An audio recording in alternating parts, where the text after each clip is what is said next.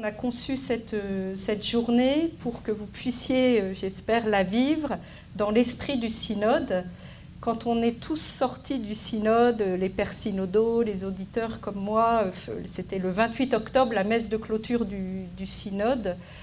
On a vécu une expérience tellement belle, tellement forte, avec beaucoup de joie. Alors certes, il y a un document écrit, dont je vais vous donner quelques échos, mais on se demandait tous comment transmettre le cœur de l'expérience, parce que c'est bien au-delà du document. Voilà.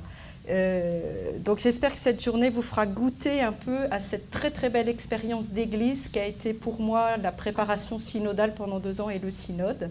Et donc on va essayer de vivre cette journée dans l'esprit du synode avec une dynamique synodale aussi. C'est pour ça qu'il y aura, vous verrez, plusieurs temps où vous allez échanger entre vous. Un synode, c'est cheminer ensemble à l'écoute de l'Esprit Saint, marcher ensemble en écoutant l'Esprit Saint. Donc on va demander à l'Esprit Saint d'être bien présent aujourd'hui et avec ces attitudes qui sont fondamentales pour écouter l'Esprit Saint et qui sont les attitudes que j'ai vécues pendant le synode avec tous les évêques. L'écoute, le dialogue, l'empathie, là en particulier l'empathie pour les jeunes, le partage et le discernement.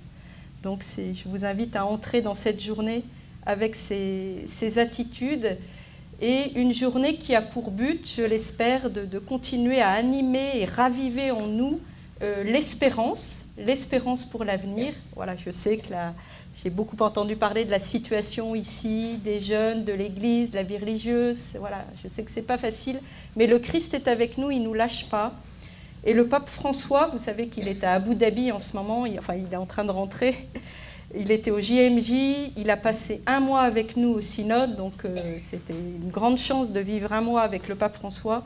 Et il ne cesse de parler de l'enjeu. Pour lui, c'est son sujet majeur, c'est le dialogue entre les générations, entre les jeunes et les plus âgés, pour que justement on puisse ensemble porter l'espérance, retrouver les raisons de l'espérance et que nous, les plus âgés, on puisse transmettre aux jeunes qui sont assoiffés d'espérance. Et c'est vraiment l'intuition du pape François.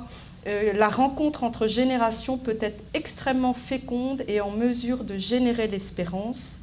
Et il rappelle souvent, tout au long du synode, il nous a donné ce verset biblique « Vos anciens seront instruits par des songes et vos jeunes gens par des visions et ils prophétiseront. » Et dans l'avion là pour Abu Dhabi, il a donné à tous les journalistes une icône qui venait de lui être remise, où on voit un jeune moine qui porte un moine ancien.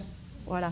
Et ça dit quelque chose que c'est aussi la vision qu'on a, la vision de toute cette histoire de la vie religieuse ici, cette histoire de l'Église au Québec. Voilà, c'est aussi les jeunes qui vont porter, mais dans des conditions nouvelles, dans une nouvelle culture, et on est tous en train de changer. C'est pour ça qu'il y a eu un synode, c'est parce que voilà, la société a changé.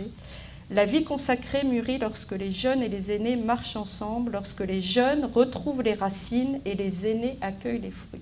Voilà. Alors on va prier pour ça, dans cette journée à la manière d'Emmaüs. Pourquoi on a pris Emmaüs? Parce que ça a été vraiment... Quand on est sorti au long du synode, on s'est dit, ce qu'on est en train de vivre, c'est exactement le chemin d'Emmaüs. Et je peux vous dire, j'avais vraiment l'impression que le Christ était à nos côtés, en train de marcher tout au long de ce mois synodal. Et Emmaüs, c'est un texte éminent, paradigmatique, pour comprendre la mission ecclésiale en relation avec les jeunes générations. Voilà. Si vous oubliez tout ce qu'on dit au cours de cette journée, essayez simplement d'être avec les jeunes comme le Christ a été avec les 2 disciples sur le chemin d'Emmaüs. Voilà.